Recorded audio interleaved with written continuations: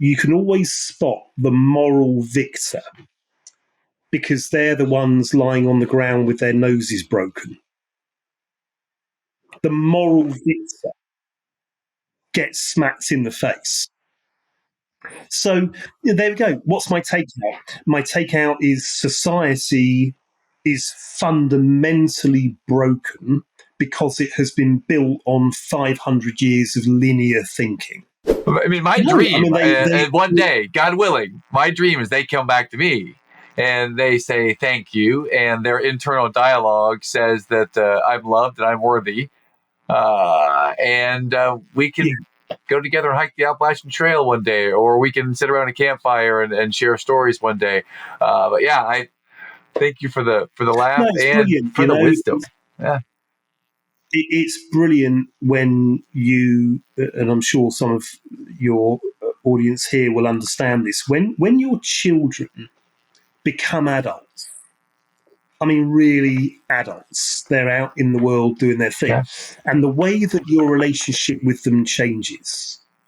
You have conversations. If you're lucky enough to have children, if you're lucky enough to have a good relationship with your children. I mean, I had a dreadful relationship with my father. My father is the only human being on planet Earth I hate, which is really bad news. So, that's that. But I say about my father that he was a horrible human being, but he taught me the best thing of all.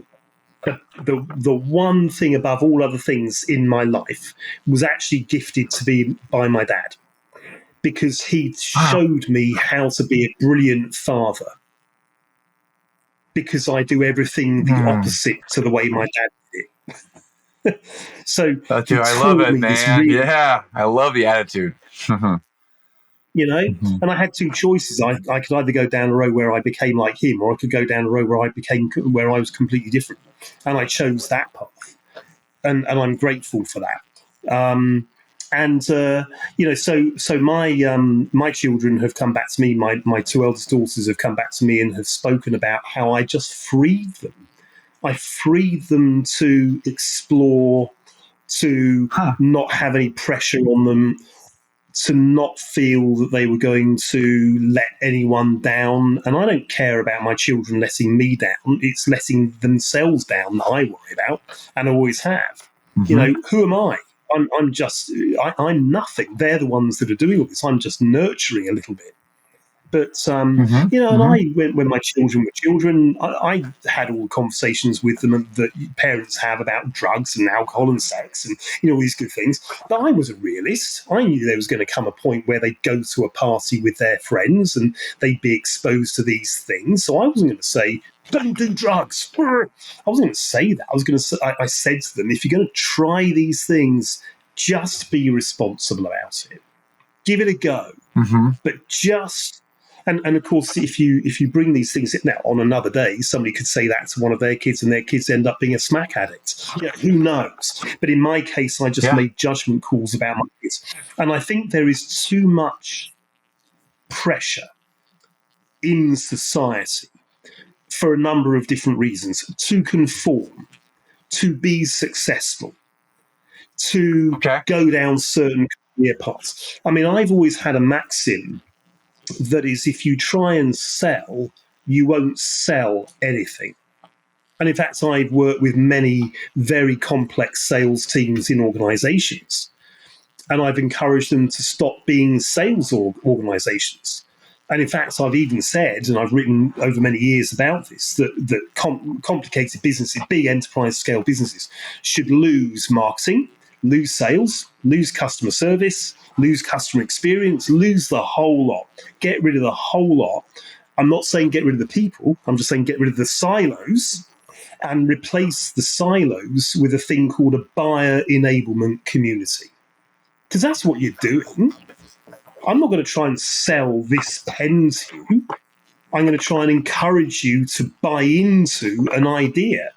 And it's an old maxim, but it's one that I like. And I'll say it to you, Matt. What is that?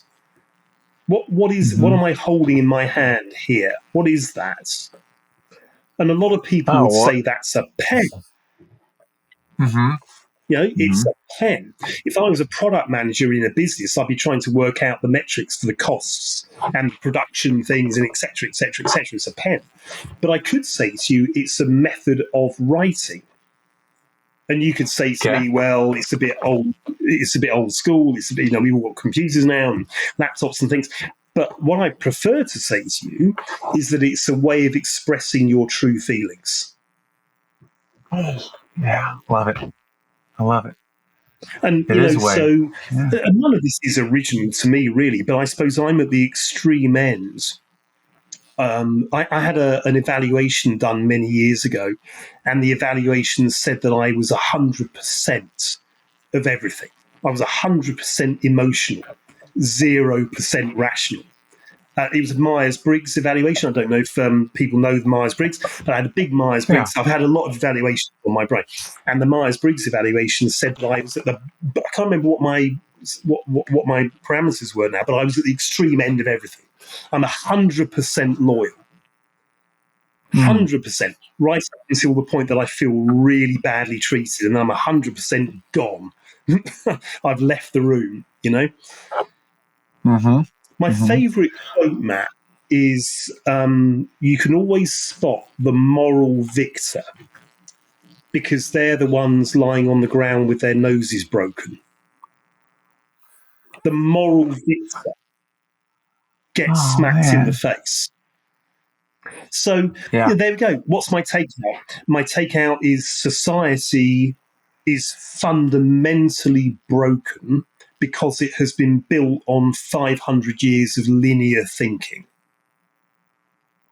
And what needs is very top-down leadership, bottom-up leadership, side-to-side leadership, temporary leadership, leadership by entitlement, meritocracy. These things are all binary. Education is binary. The things we learn at school are designed to put us into a world of work, which is binary. I think it was Peter Senge who said in the mid-90s, what's the first thing you learn at school? To perform to the needs of to perform to the needs of the controllers. Okay. And what's the first thing you learn when you go into the workplace? To perform to the needs of the controllers.